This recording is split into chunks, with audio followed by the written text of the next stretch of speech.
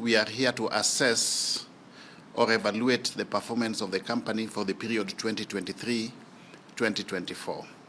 And that is anchored on your work plan, annual work plan for the same period, which is actually a means of operationalizing your strategic plan. You have an ambitious vision of being Africa's premier oil and gas company, yeah? And with that in place, you did put in place certain strategic objectives to pursue. I just want to mention two key ones of those objectives. One is to grow the existing business through the proposed acquisition and optimization of the Kenya Petroleum and Oil Refineries Limited. And the other one is to diversify the business through entry into LPG gas import handling and storage business. And in line with the same, you had certain strategic intents for the same activity period, one of them being to enhance the pipeline infrastructure capacity, expand the business through enhancement of the fiber optic cable uptake, and then complete preparatory activities for LPG gas import handling and storage facility in Mombasa, and then, of course, depending on unfolding events from time to time, implement government policies or align to government policies through directives given either by way of executive orders or otherwise. But in line with your core mandate, there are specific interventions you had committed to undertake within the same period. One of them is capacity building, undertake capacity building, secure the petroleum product supply, manage pipeline product losses, enhance the throughput, construct the truck loading facility, connect PS15, that is the KPRL depot, to the main line 5, and then rehabilitate the Port Reitz tanks, ensure seamless flow of oil products, enhance your fiber optic cable, facilitate LPG bulk handling and storage, enhance the safety measures, and facilitate the ease of doing business. Now, in each and every one of those areas, you had got expected outputs, and we also discussed and agreed on the performance indicators and the targets. We negotiated, validated, and ratified the performance indicators and the performance targets. That then becomes the common denominator, our Bible, when we are doing the performance evaluation. We just go back to the indicators and the targets. So what the evaluation team will be looking at is empirical evidence of performance or non-performance, as the case may be. At this point in time, we don't have the leeway to modify the targets. We don't have the leeway to modify the indicators. I'm glad that you have already done your own self-evaluation. So we will basically be doing a moderation exercise to confirm the veracity or otherwise of the scores that you have allocated to yourselves. Let me also emphasize that Kenya Pipeline is a very, very integral player in the Kenyan economy. From an infrastructure perspective in the energy sector, we view Kenya Pipeline as one of those integral cogs in the delivery of our bottom-up economic transformation agenda.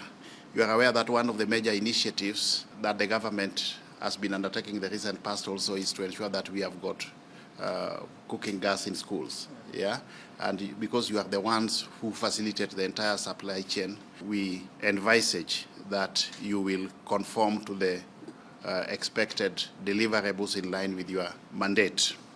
The market is dynamic, and of course we also expect that you'll align yourself to emerging trends in the market and also benchmark with global best practices in oil and gas industry. This is a very, very important exercise, and first and foremost, we worked very, very well over the years with this great team in terms of performance contracting, and we are ready for this exercise. We've done our mock review, and we've actually gotten a rating slightly lower than what you have given us, and we'll be able to demonstrate that. I think the rating is about 2.8, which is a very, very good rating. Some of the key highlights include solid financial performance. we've been able to register over 20% growth in our year-on-year growth profitability before tax. From previous year of about 7.6, the year that's under review, 23-24, we've been able to register 10.05 billion Kenya shillings. We've also been able to pay our shareholder, which is the National Treasury, dividends to the tune of 7 billion shillings against a target of 1.8. So again, that's an area we continue to do very well, because we are able then to demonstrate to the shareholder that the money they give us, how we are spending and giving it back to support government. In terms of access to government procurement, as ACPO and Buy Kenya, Build Kenya, that's an area we continue to do very well.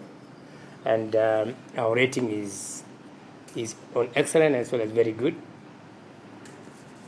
The capacity building, where we get in our interns and attachment, employees on attachment, out of a target of, I think, of 900, we were able to achieve close to 1,300 in the year under review. The top line throughput performance, this is all the products coming through Kenya to supply our country as well as the region. We've also been able to surpass our target. We had a target of 33 in terms of revenue, 33 close to 5 billion Kenya shillings. We actually managed 37. So that's just an area, because our regional market for us is really big, and we continue to focus on the region. Gain loss is an area also a very key focus for us. Gain loss is the amount of product that is lost within the pipeline, and the threshold internationally is between 0.25. That is what we contract with the oil marketing companies, but we normally give ourselves a very, very strict target of 0.06. And the year under review, we were able to achieve that target, because what it means, the lower the loss, the better for the country, because this is ultimately what gets transferred to the pump price. So when you convert in terms of Kenya shillings, it actually comes to cents, it's not even a shilling.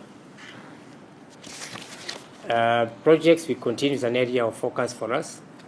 We've not done as expected, but there are some key projects we've been able to complete. There are others that are work in progress.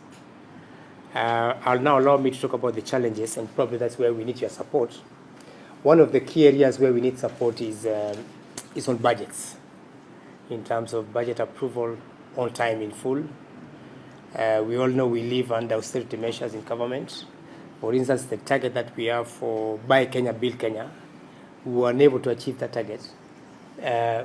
Not because we didn't award, it's because there were revisions. So we are really requesting your team, when you look at it from the standpoint of what was the original target, what ended up being approved by National Treasury in terms of the final approval. And if you look at that, you'll be able to demonstrate that we achieved that target. The other area where we need support is actually government agencies. One of the areas we didn't do very well in the year under review is an area of the ease of doing business. We had envisaged to have a lab at KOT, the Kipay for Oil Terminal 2, with KPA, but they took so long. We actually bought materials.